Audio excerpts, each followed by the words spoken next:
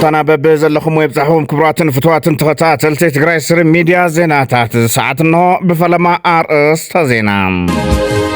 حزب تغراي ابا چنقي حديروم سلمنتاي بزرزر كنرينا تمت بغيزياونت وانا فصام سرح معقل انفستمنت شيموم حربኛ በርሆጉማ እንቋ ደስ በለና ክብል ተዛሪቡም ጌታቸው ረዳ ናይ ተሐሳስባ ጸገም ገጢሙና አሎ ክብል ተዛሪቡም ንሎሜና ጆመነ ካሎትን ዜናታት ሒዝና ቀሪብና ለና ንመክተታልኩም ሰብስክራይብ በመጓር ክጅምሩ በኽብረን ትሕትና ሓቲትና ናብቲ ፈላማይ ዜና ክንሰገርም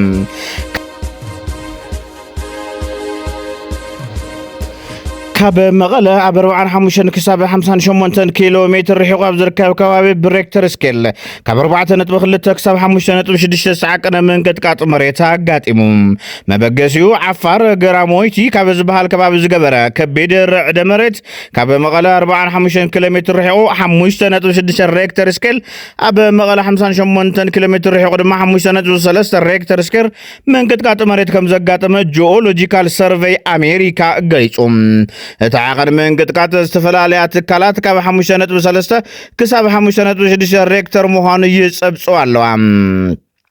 ተቀማጥነቱ አበ አሜሪካ ዝገበረ ዩኤስ ጂኦሎጂካል ሰርቬይ አበ ትግራይ መቀለ 5.6 ሬክተር ስኬል ዝግመት መሬት መንቀጥቀጥ አጋጥሞ ከበለ ጸብጽቡላም አበ ትግራይ የመን ጅቡቲ ኤርትራን ኢትዮጵያን መንቀጥቀጥ መሬት ስምዒት ተኸሲቲዩም አበ ትግራይ ከባቢ ሰዓት 9:18 ቀትር ዝጀመረ ምሸድማ 1:5 ቀጽሉ ነተደጋጋሚ ልዕል 6 ጊዜ መንቀጥቀጥ መሬት አጋጥቢዩም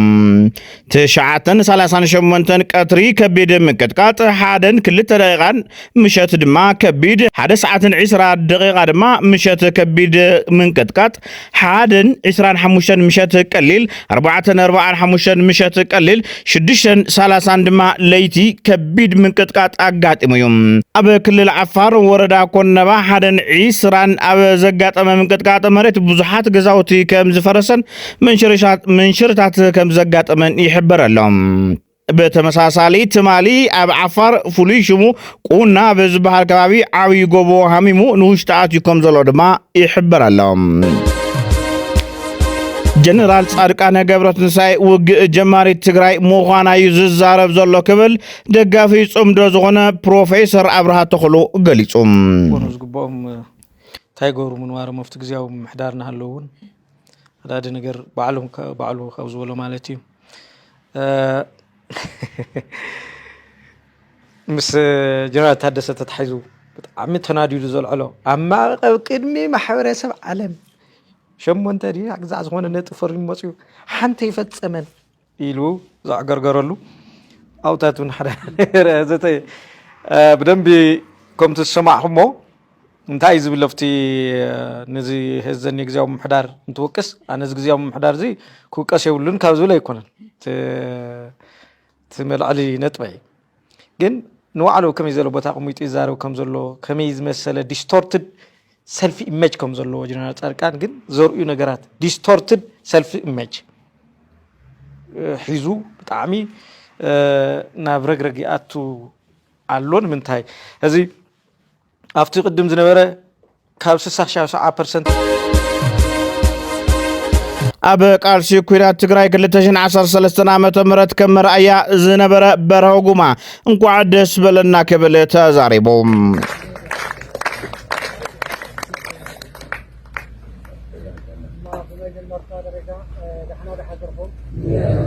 ሰላም አረፈና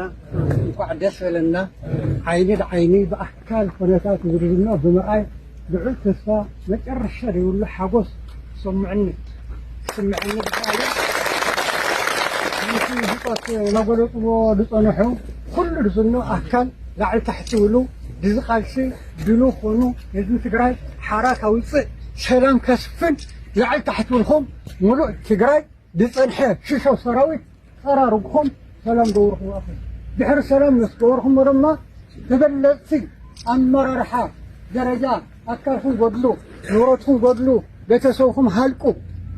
دعيناهم وهاليك يقولهم لعني بدل توسكهم ወጣ ህዝብ ትግራይ ዘላቕ ፍትሒ ትግራይ ንምርጋጽ መላእ ትካላት ፍትሒ ተዋዲዶም ንውፅኢታዊ ዕዮ ክሰምሩ ይግባእ ኢሉ ፕሬዚደንት ሌተናል ጀነራል ታደሰ ወረደ ብትሕባር ጀስቲስ ፎር ኦል ፒ ኦፍ ኢትዮጵያ ዝተባሃለ ዘይመንግስታዊ ትካልን ትካላት ፍትሒ ትግራይን ንኣመራርሓ ሓባር ኮሚቴ ፍትሒ ዝተዋሃበ ናይ ክልተ መዓልቲ ስልጣና ትማሊ ኣማስዩ ተዛዚሙሎም ኣብቲ መዛዘመ መድረኽ ዝተረኸበ ፕሬዚደንት ግዝያዊ ምምሕዳር ትግራይ ጀነራል ታደሰ ወረደ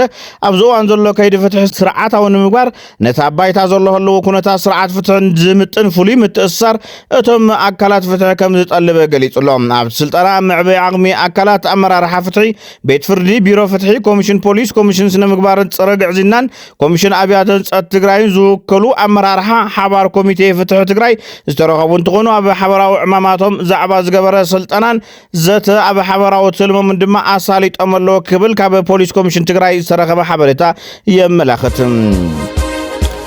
أبو قدات كرنا أفريقيا مغار قدما منيسر زخونا أي تقيتاچو ردا مس قدما منيسرن كالوت منيستراتن عودت بزغبرو مدره አዎንታውን አሉታውን ግብረ መልሳት ተዋሂቡሎም ብዙዎቻችሁ አንስታችሁታል ያመለካከት ጉዳይ ነው አገር መቀየር በሚደረግ ጥረት ውስጥ ትልቁ ፈተና ያመለካከት ነው የሚሆነው ሰለሞን ደሬሳ የሚባል ባለቅኔ አሁን በህይወት የለም ብዙ ኢትዮጵያዊ ላሊበላና አክሱም ፊት ቆሞ እንዴት እንደማይሰሩ ነው የሚያስበው ነው የሚለው ቆሞ መጀመሪያ ይመጣለት አይሰሩም ነው የሚለው አስተዋሳለሁ ግብርና ማዘመን ምናምን ሲባል ቴክኖሎጂ እንዲቀስሙ ጃፓን ይሄዱ የኛ መሐንዲሶች ነበሩ ሲመለሱ የትም ፈቅልንል አንችልም የሚል ትምርት ነው ቀስሞ የመጡት because ጃፓን የደረሰችበት ደረጃ ላይ አይተ አሁን ያለንበት ሰው አንችልም የሚል መንፈስ እንደ ማህበረሰቡ የሚገልጸን ነው እንጂ አሁን ያዩዋቸው ቤቶች ንጹህ መሆናቸው ብቻ አይደለም ሁሉም ነገር የተሟላባቸው መሆናቸው ብቻ አይደለም በራስ አቅም በአካባቢ አቅም የተሰሩ መሆናቸው ነው ከሁሉም በላይ አመራር ውስጥ ያለ ሰው ሳይቀር የራሱን ንጽህና የማይጠብቅበት ንጽህና የሚጠብቅበት ቦታ ተገራላይ ጥላውን ታረቀ ወድዝዬ በግዣውነት ዋና ፈጻም ስራሕ ማዕከል ኢንቨስትመንት እምት ኮይኑ ተሸይሙም ጥላውን ታረቀ ከሳብ ሕዚ ዳይሬክተር ቤት ጽሕፈት ምግባር ሰናይ ተእምት ኮይኑ እና መርሐ ዝመጸዮም ኣብ ሕሉፍ ብረታው ቃልሲ ዝተመርኮሰት ቀንዲል ትብል በወለዳዊት መጽሓፍና ባንበብቲ ኣብጽሑ ከም ዝነበረ ድማ ዝፍለጥ እዩ كبراتن فتواتن تخطاتلت تግራይ ስትሪ ሚዲያ ነሳዕ ዝሓዝናዮም ዜናታት ነዞም ተኸታተልኩሞም ይመስሉ ነይሮም ሰላም ንህዝቢ ትግራይ ሰላም ንኹሉ ወዲ ሰብ